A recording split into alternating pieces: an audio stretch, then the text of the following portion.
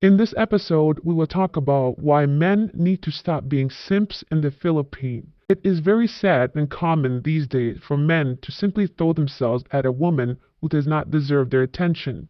Let's begin with a story which will lead to amazing comments which I believe are very important for your well-being, health, finances, and relationships dealing with a Filipina. This is written by a woman on Reddit who says, "Kindly allow me to vent and breathe. Please bear with me as I have no one to talk to this about. My boyfriend accused me of cheating when in reality I was just too exhausted to talk. Today he asked for a 2-week time off, which I'm sure would lead to a breakup anyway. I feel so miserable as I've been working hard on making a comfortable life for us next year. What's worse is we're already planning on settling down in the Philippines before all this shit happened. I need to get my life together, but it just really sucks to start over." Immediately, "I am the cherry on top," says, "Warning for expats. She has deleted her past posts comments about having a lot of debt. Do not engage in a private message with this person. Her post alone isn't even related with this subreddit. It may be a trap for foreign men." Precisely. These women have found different ways to scam foreign men. Now they're going on expats' websites and making random comments, and before you know it, their inbox is filled with simps. A woman can ask or respond to a simple thing, and she will know, based on her photo alone, that at least 10 to 20 men will simply message her saying, "Hey, how are you? Hello, beautiful." Just complete, utter nonsense. And that is what she is doing here precisely, looking for sympathy, looking for someone to go ahead and help her out. It is hilarious. If you know anything about Reddit, her Reddit has 0 upvotes. 0. Can you imagine that? 131 messages and 0 upvotes. And here is one of those simps that says Web Dev Mike with 32 upvotes, very surprisingly, that says, "Either he's looking for an excuse to break up without being the bad guy, or he's a psycho. Either way, you are better off without him." What a supportive man, or a simple simp. Positive shower response. I don't take anything at face value. You, for example, are taking the original post at their word. I wish there was a sub where you could get both sides of the story. Maybe call it he said, she said. My point is that we don't know the full story, so we shouldn't really be soliciting advice. For example, you are giving advice as if you are certain. Can you be certain he's a psycho, or he's looking for an excuse to break up? I know your retort back will be that you're going off the information that you were given, but that's my point. We only have one side of the story, and people tend to make themselves sound more reasonable and less at fault than the person they're trying to complain about. Just food for thought.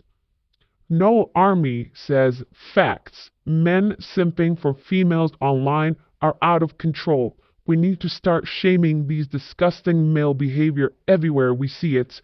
For all we know, she probably cheated and or used sex to have the say in the relationship, and then she wonders why a man looks for it elsewhere. That is absolutely correct. We need to start shaming pathetic, low-life men that only give money without even seeing the woman, or just basically downplay men's side of the story.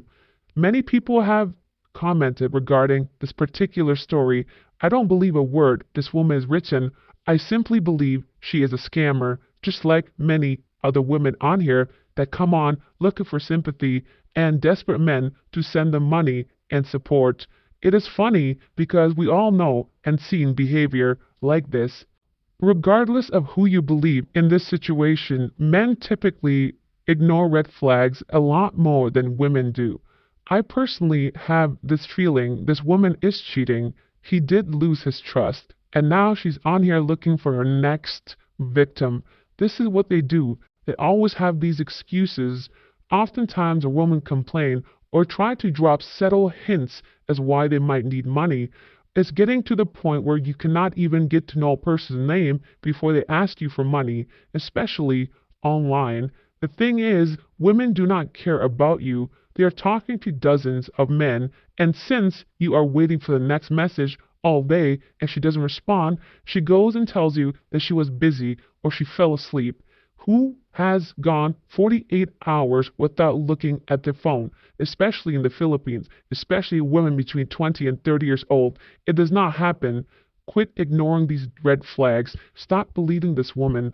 Any woman that is interested in you will be blowing up your phone, no doubt about it. They will be constantly communicating with you, talking to you, asking you things, wondering what you're doing, and always feeling jealous because they want you. But these types of women that go ahead a whole day without responding is because they are in the arms of another man in another bed, and you are secondary. You are not primary. It's the other person, maybe a local boyfriend, a local husband, or simply a foreigner that's here for a couple days that wants to use her. These are the facts, the realities. There is no need to have your feelings hurt. This is what happens here. They play men like a fiddle. It has become part of the culture, part of the nature. They are proud of it to see who can scam who more. This is why, deep down, I kind of respect those men that P for P, because at least they know their money is going straight to what they're paying for. They spend a few hours to get the service and move on. Unlike normal men looking for normal relationships and being handled by these digital, walkers, let's call them that way. It's ridiculous to know that you're willing to spend money on dates, take them out, pay for the transportation, spend 3 times as if you would to just P for P and waste 2 weeks, 3 weeks, days, weeks, months chasing someone that has zero interest in you, someone that has multiple men juggling them in their mouth. It is getting to the point that this is not even worth it. Most of these women are getting very unattractive, not taking care of themselves, overeating, bodies shaped like mashed potatoes. We all know what's happening if you're living here. The past 10, 20 years has been really bad on the Filipina, and after a certain age, they all start to look the same. Short, round, full of molds. Why are there hairs in your mold? Take them out. Let's take a look at yesterday's best and worst comment. The best comment about renting to own and never to do it in the Philippines is from Kokulti. That's what I noticed there.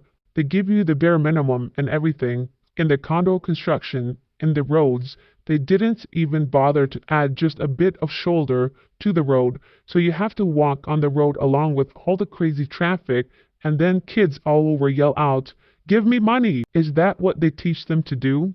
Is that the polite culture we all been hearing about? What a dump. The worst comment is from Juno.